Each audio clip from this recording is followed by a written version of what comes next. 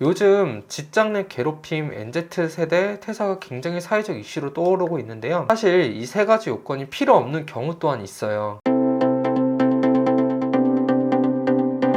안녕하세요. 부동산 투자를 하고 있는 효곤입니다. 오늘은 재테크 영상이 아닌 간단히 저의 퇴사 이야기를 해보려고 하는데요. 많은 분들이 마음속으로 퇴사를 생각을 하시지만 결정을 하기까지 많은 고민들을 하실 것 같아요. 저 역시도 퇴사를 하기까지 치열하게 고민했고 결정을 했던 것 같습니다. 오늘 제 이야기를 하면서 퇴사를 고민하시는 분들에게 도움이 됐으면 하는 마음에서 영상 한번 찍어보도록 하겠습니다. 일단 제가 다녔던 회사는 공공기관을 준비하시는 분들이라면 한 번쯤은 들어봤을 메이저 공공기관이었습니다. 당연히 정년은 보장되어 있고 배우려는 의지만 있다면 제 책상이 빠질 일은 절대 없는 공공기관 중에서 수도권 입지에 있는 알짜배기인 공공기관이었어요. 그런데 그런 좋은 회사를 왜 그만뒀느냐 궁금해 하실 수 있는데요. 제가 회사를 그만둔 이유는 두 가지였던 것 같습니다. 첫 번째는 회사를 다니면서 생산성에 대해 의문을 가지게 된 시점이었던 것 같아요. 저는 고등학교를 졸업하자마자 복지 관련 공공기관에서 인턴을 시작해서 1년을 조금 넘게 인턴 업무를 했었던 것 같습니다. 이 인턴 업무를 하면서 취업을 준비하는 과정은 해보신 분들은 알겠지만 정말 쉽지가 않아요. 그렇게 안정성 있는 공공기관에 이제 인턴 업무를 하고 입사를 하게 되었는데요. 처음에 입사 초기에는 자부심을 가지고 근무를 했습니다. 지금도 그런 마음가짐으로 근무를 하시는 분들이 꽤 있으실 거예요. 그런데 이게 화장실 들어갈 때 마음이랑 나올 때 마음이 다른 것처럼 저도 3년 정도 직장 생활을 하다 보니까 다른 생각이 슬슬 들기 시작하더라고요. 아무래도 공공기관 특성상 안정적인 것이 큰 메리트이긴 하지만 급여적인 부분은 사실 사기업에 비해 차이가 있다 보니 연애를 하고 결혼을 생각할 상황이 오니까 내 집 마련, 투자, 재테크에 대해서 생각을 안 할 수가 없고 내가 이 월급으로 괜찮을까라는 생각이 들더라고요. 여러분도 알다시피 회사를 그만둔다고 많은 돈을 벌 수 있다는 보장 또한 없고요. 따라서 저는 물가가 오르는 추세에 일정한 급여를 가지고 살아갈 수밖에 없다는 생각을 하게 되었고 점점 회사에 있는 시간이 아까워진다고 할까요? 점점 일이 하고 싶지 않더라고요. 그냥 회사에 가면 억지로 책상 위에 앉아서 키보드를 두들기며 영혼 없이 민원 응대를 하고 점심시간 퇴근 후에 투자 및 공부를 하는 등 반복적인 생활을 했던 것 같습니다. 그러다 그분을 만나게 됐는데요. 그분은 제가 상사로 모셨던 분이고 처음에는 내가 부족한 사람인가? 라는 생각이 들 정도로 질문을 많이 하시는 분이셨어요.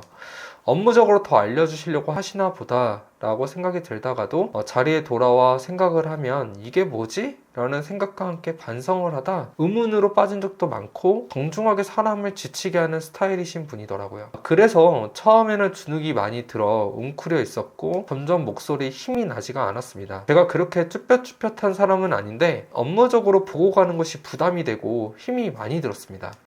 저는 제 업무에 대해서 자부심이 있었는데 내가 무능력한가? 이 월급을 받으면서 이렇게까지 해야 하나라는 생각이 차츰 들기 시작하더라고요. 그때 투자를 병행하면서 소소하게 수익을 벌고 있었던 시점이었고 앞에 제가 느꼈던 생산성의 문제와 상사와의 관계로 인해 감정 소모를 하면서 다닐 필요가 없다는 결론이 나와 퇴사를 결심하게 되었습니다. 그렇게 내가 퇴사를 할 수 있는 객관적인 요건을 갖추고 있는지 스스로 고민하기 시작했고 제 나름대로 퇴사를 하기 위한 세 가지 요건을 세웠습니다. 첫 번째는 경제적 지출, 두 번째 퇴사의 기회비용, 세 번째 경제적 수입입니다. 경제적 지출은 1년간 수입이 0원이라도 그동안의 지출 비용을 감당할 수 있는가입니다. 회사를 다니지 않고 그동안 고정적으로 지출했던 금액들을 무리 없이 지출할 수 있는지 생각해 보시면 좋을 것 같아요. 예를 들면 대출 이자, 적금, 식비, 교통비 등 이런 비용을 내가 1년간 충당할 수 있을까 고민해 봤는데 저는 그걸 충당할 수 있겠더라고요. 두 번째는 퇴사의 기회비용입니다. 퇴사의 기회비용이 뭐냐면 이 회사를 그만두는 것에 대해 객관적으로 아깝지 않나 이런 부분을 말하는 건데 저는 아깝지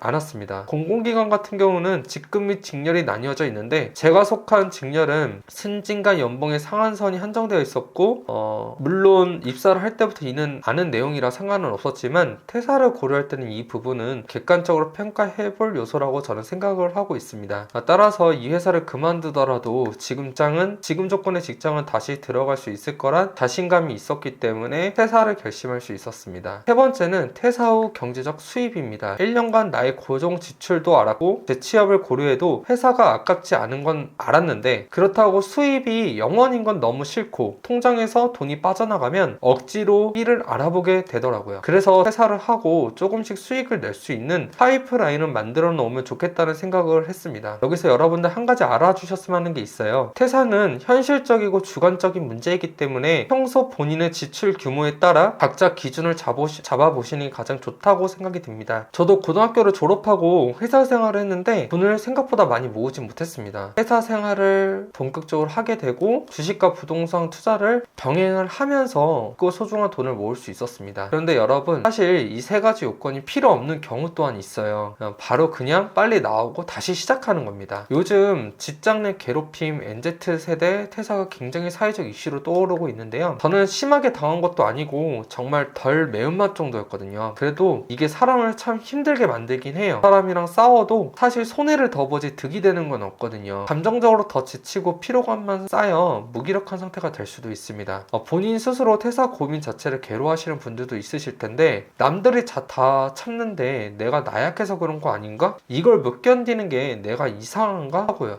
저도 똑같이 그런 생각을 했었고 무기력한 상태에도 빠진 적이 있습니다. 근데 여러분, 그렇게 생각하지 않으셔도 되세요. 자신을 의심하지 마시고 무서워하지 마세요. 나약한 게 아니라 힘든 거고, 이것만 넘기면 더 잘할 수 있다는 거 자기 자신이 제일 잘 알아요. 내가 정신적으로 조금 고통을 심하게 받는다고 생각하면 그만두는 것도 용기이기 때문에 앞에 세 가지 요건들을 고려할 필요 없이 나오는 것도 좋은 방법이라고 생각됩니다. 저희가 행복하려고 돈을 벌고 직장을 다니는 건데, 회사 생활을 하다 보면 야근까지 포함해 10시간 이상을 보내야 하거든요. 우리 인생에서 가족보다 더 많은 시간을 보내는 게 직장인데, 그 삶이 행복하지 않으면 내 삶은 불행해질 수밖에 없어요. 그렇기 때문에 그런 생각이 들면 나오시는 게 좋고요. 내 생각에 확신이 들지 않는다면 앞에서 말한 퇴사의 세 가지 요건, 경제적 지출, 퇴사의 기회비용, 퇴사 후 경제적 수입 에 대해서 생각해 보시고 주변 친구들, 가족들에게 얘기해 보시면 생각을 정리하시는 데 도움이 될 것 같습니다. 저 또한 이렇게 많은 고민을 거쳐 퇴사를 하게 되었는데요. 사실 전 퇴사를 하면서 걱정보다 기대감이 더 컸고 설레기도 했어요. 제 성향이 다른 길을 찾는다면 지름길 정도로 효율을 추구하며 살았고, 모험을 즐기는 타입이 아닌 안정주의적인 사람이었거든요. 그런데 퇴사를 결정하면서 내 인생에서 한 번은 돌아가도 되지 않을까? 라는 생각을 하게 됐고,